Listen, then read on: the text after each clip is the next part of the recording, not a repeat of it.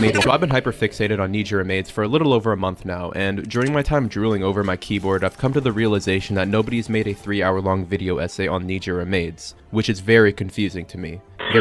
Yakui's a pretty popular character. Every crazy, whacked-out internet autist knows about her, and her fan music's fairly known. So it's always been a surprise to hear that people don't know about nijiura maids. And for the few people that do know, are really only aware about the most popular ones, like Yaku and Iya. The lore is not that crazy. They are net characters, meaning nothing is technically canon. Every maid has their own set design and personality, and people can build upon that in any way they want, and people can add any new maids that they want. The world is your oyster. This means that there are potentially hundreds of maids out there that have never seen the light of day. It'd be impossible to go through all of them, so without further ado, allow me to introduce to you nijiura maids.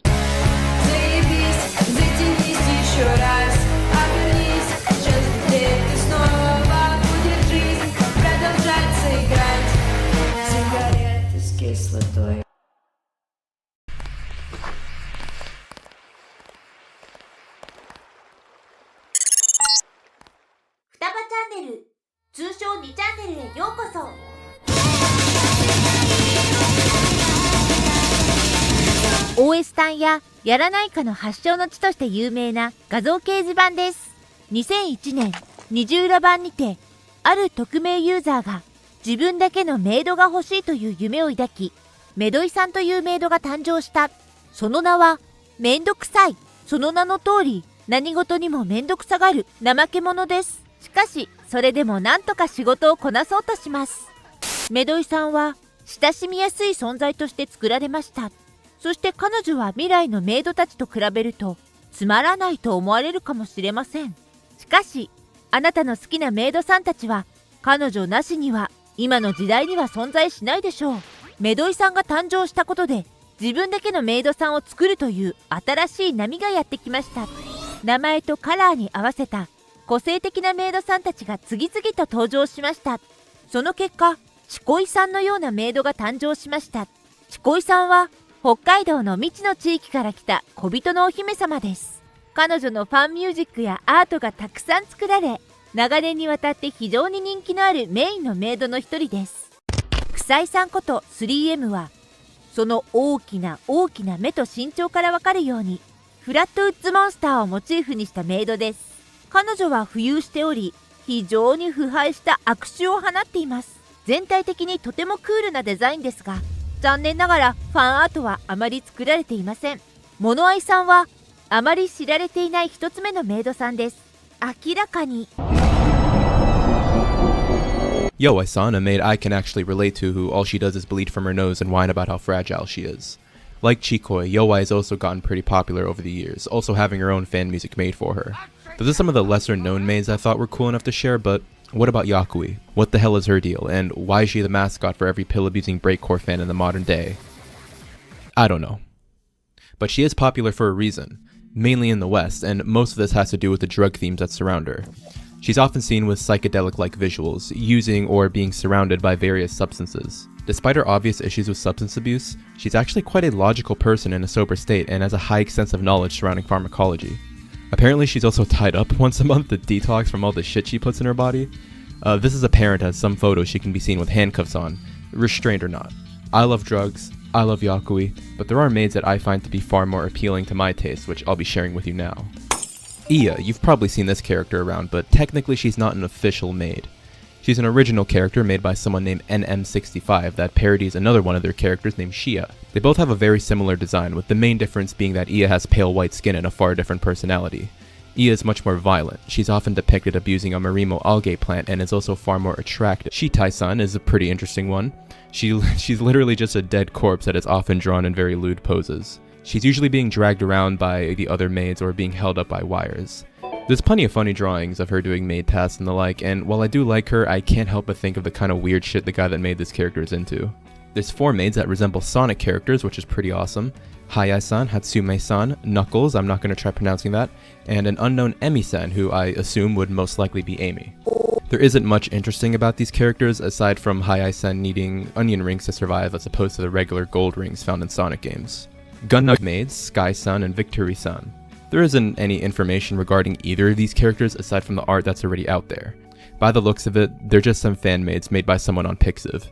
I'm a really big Watchmen fan, and I actually learned this recently, but there's a Rorschach maid named Dakyu Shinai-san, which translates to do not compromise. Please go read Watchmen, it's really fucking good.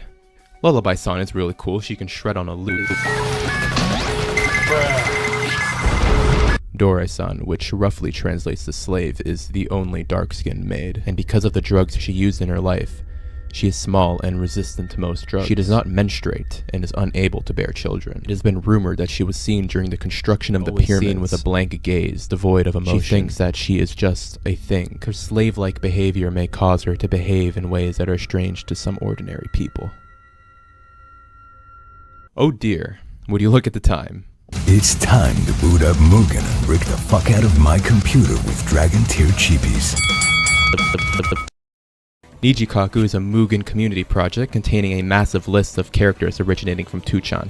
Mugen, if you don't know, is a fighting game engine, lots of custom characters, very cool. It includes the primary maids plus a bunch of others, some being exclusive to Nijikaku. I won't name all of them, but a few of the maids that stood out to me is Jorei-san.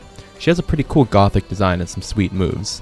The honorary maids are also really neat. I love all of them, especially Chibiyami. She has a very cute sprite. Shiharai, Kasugai, Kikai are all really cool and fun maids to play as, and especially Yakui. I wish there was more information on some of these lesser known maids in Nijikaku because they all have great designs and movesets, but as mentioned before, these maids don't necessarily have a canon, so feel free to fire your own headcanons, I guess.